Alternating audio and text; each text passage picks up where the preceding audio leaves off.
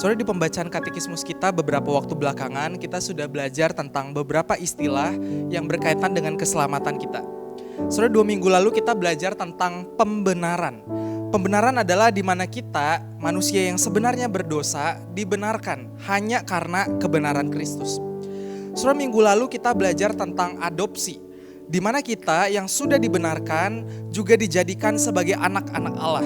Dan karenanya kita menerima segala hak dan keistimewaan sebagai anak-anak Allah. Nah saudara, baik pembenaran maupun adopsi terjadi hanya satu kali saja di dalam kehidupan kita. Ketika kita percaya kepada Yesus sebagai Tuhan dan Juru Selamat kita langsung dibenarkan dan dijadikan sebagai anak-anak Allah. Saudara, meski demikian ketika kita sudah diselamatkan, pekerjaan Allah di dalam hidup kita tidak berhenti begitu saja. Saudara, keselamatan bukan hanya berbicara tentang kita diampuni dan kemudian kita masuk sorga selesai. Bukan demikian saudara ya. Saudara, itulah kenapa kita juga masih ada di dunia sampai saat ini. Karena keselamatan kita juga berbicara tentang kita yang terus-menerus diperbarui semakin serupa dengan Kristus.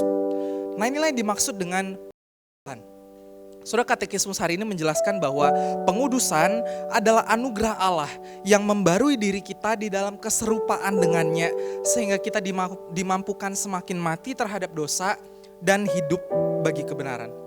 Saudara, berbeda dengan pembenaran dan adopsi yang terjadi hanya satu kali saja di dalam hidup kita, pengudusan terjadi secara terus-menerus di dalam hidup kita dari mulai kita percaya sampai nanti kita bertemu dengan Tuhan Yesus. Saudara, selain itu, baik pembenaran maupun adopsi 100% adalah karya dan anugerah Allah.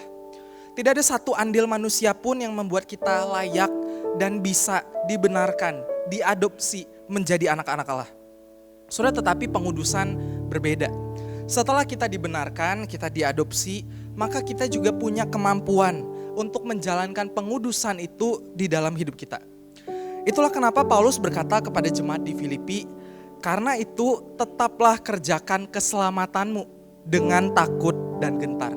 Saudara, bukan berarti Paulus sedang berkata bahwa mereka harus mengusahakan keselamatan mereka, karena keselamatan sepenuhnya adalah karya Allah.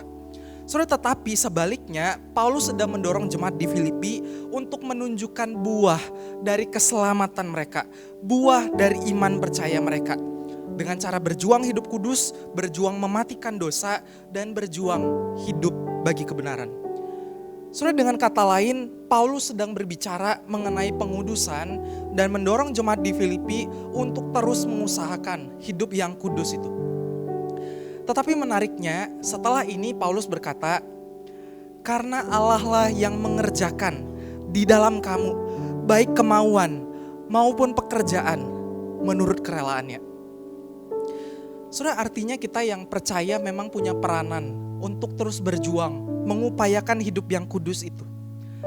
Tetapi kita perlu ingat, anugerah Allah yang sudah memampukan kita percaya, anugerah Allah yang sudah membenarkan kita dan mengadopsi kita, juga adalah anugerah yang sama yang akan memampukan kita berjuang hidup kudus, mematikan dosa, dan mencintai kebenaran. Saudara, mari hari ini kita renungkan bagaimana kehidupan percaya kita belakangan. Apakah kita sangat berapi-api, berjuang hidup kudus, berjuang mematikan dosa, berjuang hidup bagi kebenaran, atau mungkin kita sedang ada di dalam fase hidup yang terasa berat. Kita merasa kita jauh dari Tuhan. Kita merasa ada banyak sekali pergumulan di dalam hidup kita, persoalan di dalam hidup kita, hal-hal di depan kita yang kita sangat tidak tahu, tidak pasti. Dan semua itu membuat kita jauh dari Tuhan. Saudara, mari datang lagi kepada Dia. Dia begitu mengasihi kita. Dia tidak pernah menyerah kepada setiap kita.